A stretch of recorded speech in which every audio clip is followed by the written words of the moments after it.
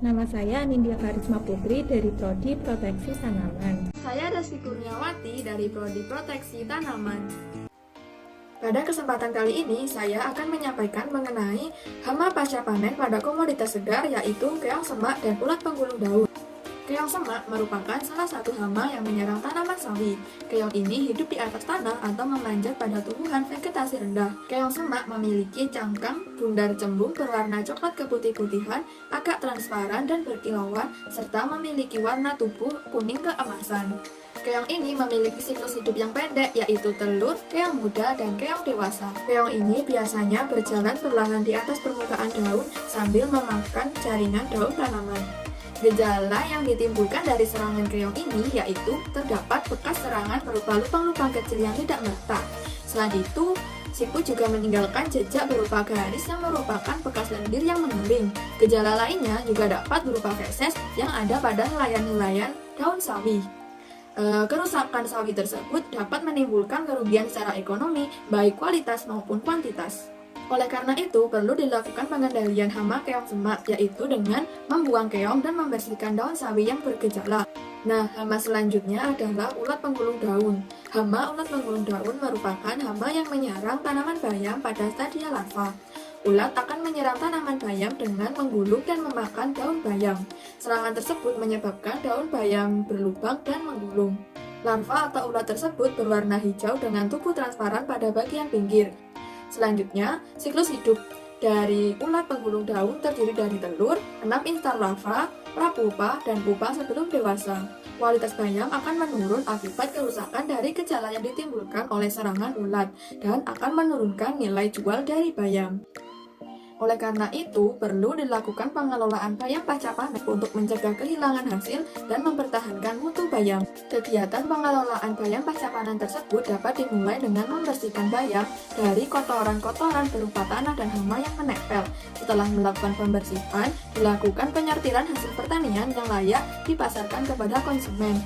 Kemudian, bayam yang telah disortir harus segera dipasarkan karena bayam mudah layu dan busuk.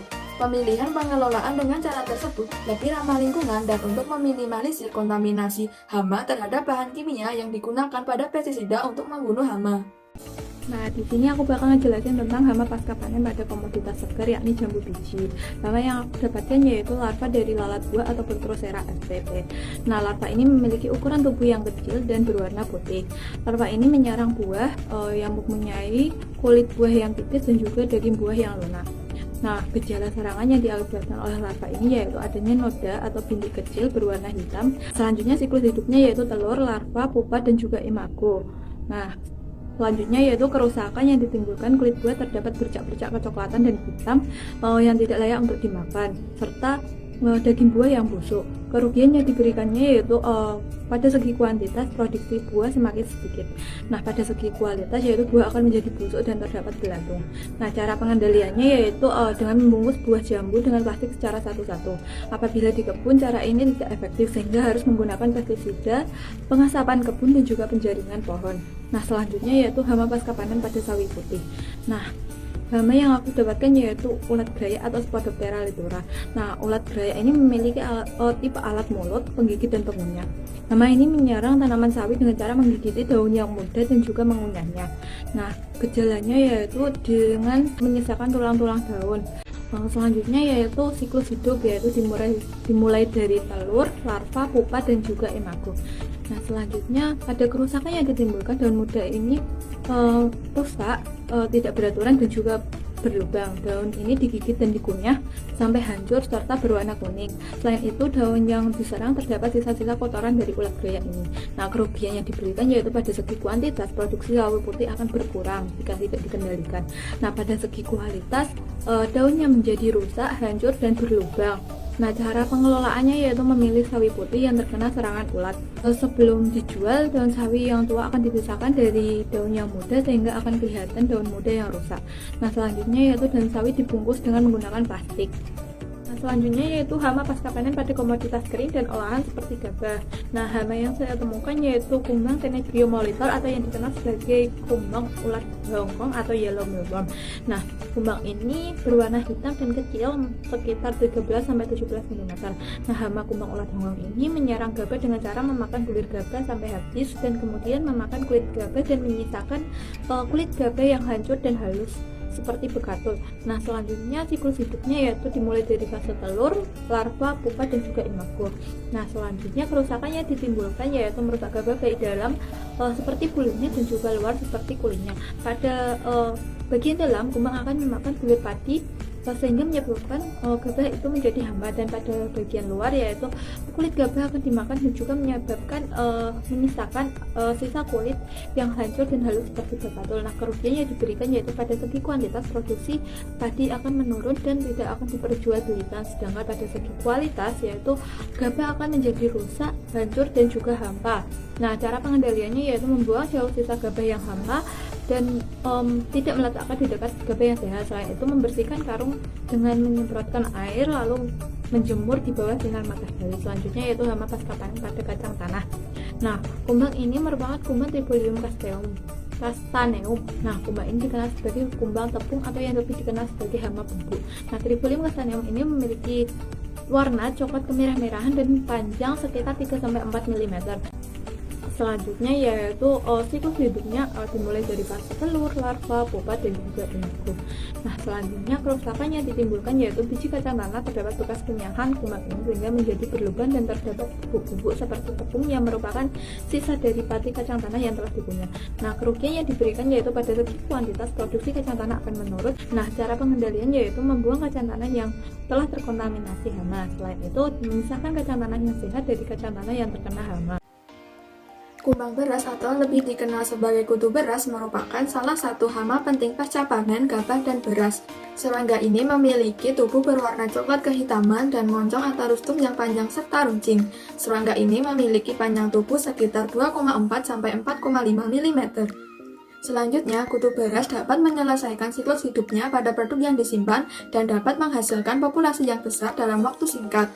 Kutu beras memiliki tipe mulut penggigit pengunyah. Larva Cytopolus oryzae dapat merusak beras dengan cara melubangi beras yang disimpan sehingga terjadi pengurangan kandungan protein dan vitamin dalam beras. Kemudian pada stadia imago mereka memakan beras terutama pada lapisan endosperm sehingga mengurangi kandungan karbohidrat. Serangan ini menyebabkan bagian dalam bulir beras berubah menjadi bubuk dan tersisa bagian perikard bulir. Gejala lainnya yang mudah terlihat adalah terdapat alut berwarna putih pada bulir yang berwarna bening. Alut ini lama-kelamaan akan semakin membesar dan mengubah warna keseluruhan bulir menjadi warna putih susu. Butiran beras yang berlubang mudah pecah dan remuk seperti tepung sehingga menurunkan kualitasnya. Beras menjadi tidak enak dan berbau apek serta tidak layak untuk dikonsumsi. Selain itu, kerusakan akibat hama dapat menyebabkan kehilangan bobot dan nutrisi pada beras. Pengelolaan dapat dilakukan dengan menjemur gabah pada sinar matahari dan menyimpannya pada tempat yang tidak terlalu lembab. Kemudian kebersihan tempat dan wadah penyimpanan juga harus diperhatikan untuk menghindari munculnya kutu pada beras. Selain itu, sebaiknya beras tidak disimpan dalam waktu yang lama karena akan meningkatkan persentase kerusakan akibat hama kutu beras. Kumbang tepung merupakan hama pasca panen yang ditemukan pada tempat penyimpanan biji-bijian. Kumbang ini memiliki ukuran 3-4,5 mm, tipis, berwarna coklat kemerahan, dan memiliki antena. Kumbang tepung dapat menyelesaikan siklus hidupnya yaitu telur, larva, dan imago pada produk biji-bijian yang terinvestasi hama. Kumbang ini dikategorikan sebagai hama sekunder karena pada stadia imago dan larva hanya bisa memakan biji-bijian yang telah rusak dan pecah akibat hama primer. Oleh karena itu, hama ini memiliki kemampuan yang rendah untuk merusak biji-bijian yang masih utuh. Kumbang tepung tertarik pada biji-bijian yang memiliki kadar air tinggi dan dapat menyebabkan warna abu-abu pada biji yang mereka investasi. Kumbang ini juga dapat mengeluarkan bau yang tidak sedap dan keberadaan kumbang ini akan mendorong pertumbuhan jamur. Selanjutnya, pengelolaan hama dapat diawali dengan menemukan dan menghilangkan sumber investasi hama. Hal itu dikarenakan kumbang tepung dapat bertahan hidup hanya dengan memakan butiran kecil biji-bijian sehingga pembersihan menjadi hal terpenting untuk mengendalikan hama. Selanjutnya, pengelolaan dapat dilakukan dengan memisahkan produk yang telah terserang parah dengan produk yang masih sehat agar tidak terinfeksi hama. Selanjutnya yaitu hama pasca panen pada ruang tertutup yang menyerang ketela pohon, yaitu hama Euthoxia ciliator yang merupakan fukuroid. Nah, hama ini menyerang tanaman ketela pohon dengan cara menusukkan alat mulutnya ke dalam bagian daun tanaman dengan menghisap cairan yang ada pada tanaman tersebut. Nah, selanjutnya yaitu siklus hidup dari hama ini dimulai dari fase telur, larva, dan juga imago. Nah, selanjutnya kerusakan yang ditimbulkan yaitu timbulnya bintik-bintik kecil berwarna kuning pada daun ketela pohon yang merupakan bekas tusukan atau hisapan dari alat mulut hama tersebut. Nah, biasanya daun akan menjadi garing. Nah, kerugian yang ditimbulkan atau yang diberikan yaitu tidak dapat merasakan hasil dari daun ketela pohon yang kemungkinan akan dipanen oleh petani atau mengelola taman kota ini. Nah, cara pengelolaannya atau pengendaliannya dapat menggunakan trap barrier system yang dilapisi dengan lem tikus sebagai alat perekat hama. Nah, selanjutnya yaitu hama pada yang menempel pada trap barrier system yang saya letakkan di taman kota yaitu Agas atau Bradisia spp. Nah, hama ini merupakan kelas insekta dengan Orthodiptera familis Sciariidae. Nah, hama ini terlihat seperti nyamuk akan tetapi bukan nyamuk, melainkan lalat kecil. Hama ini berwarna garis-garis horizontal hijau, kekuningan, dan putih. Nah, memiliki dua sayap berwarna putih transparan, memiliki kaki dan antena yang panjang melebihi badannya. Nah, penyerangan hama ini tidak menyebabkan kerusakan secara langsung, akan tetapi sangat mengganggu dan dapat membawa penyakit tular tanah seperti pitium, menyebabkan penyakit busuk akar. Selain itu, hama ini memiliki tipe alat mulut, penusuk, dan penghisap yang dapat menimbulkan gejala berupa bintik-bintik hitam akibat bekas tusukannya. Nah, selanjutnya yaitu siklus hidupnya dimulai dari fase telur, larva, pupa, dan juga imago. Nah, kerusakan yang ditimbulkan yaitu karena memiliki alat mulut penusuk penghisap, maka kerusakan yang ditimbulkan yaitu munculnya bintik-bintik kecil berwarna hitam pada bagian tanaman seperti daun dan dapat menularkan patogen seperti pitium dari melalui tanah sehingga dapat menyebabkan penyakit busuk akar. Nah, kerugian yang diberikan yaitu kerugian kualitas berupa pertumbuhan tanaman yang kurang maksimal karena akan tidak berfungsi untuk menyerap air dan unsur hara dengan baik. Nah, cara pengelolaannya yaitu menggunakan trap barrier system atau alat perangkap hama yang dilapisi dengan lem tikus. Nah, selain itu memberikan perairan secukupnya pada tanaman supaya kelembapan tanaman tidak terlalu tinggi. Pada pemasangan yellow trap di dalam greenhouse terdapat serangga yang terperangkap, salah satunya adalah kutu kebul. Kutu kebul memiliki warna putih dengan sayap jernih yang tertutupi lapisan lilin yang mengandung tepung. Kutu kebul menyerang tanaman dengan cara mengambil cairan dengan menusukkan stilet pada tanaman. Luka akibat tusukan stilet tersebut dapat menembus jaringan tanaman dan menyebabkan timbulnya gejala berupa bintik-bintik klorotik. Bintik-bintik tersebut dapat mengakibatkan berkurangnya jumlah klorofil pada daun. Selain itu, kutu kebul merupakan serangga vektor yang dapat menularkan virus ke tanaman. Kerusakan yang ditimbulkan akibat serangan hama kutu kebul dapat merugikan petani secara ekonomi. Hal itu karena tanaman yang telah rusak atau bergejala akan turun nilai jualnya. Selain itu akan mengurangi kuantitas hasil panen yang layak untuk dipasarkan kepada konsumen. Pengendalian hama kutu kebul dapat dilakukan dengan menjaga kebersihan greenhouse, menggunakan varietas tahan dan bibit yang sehat.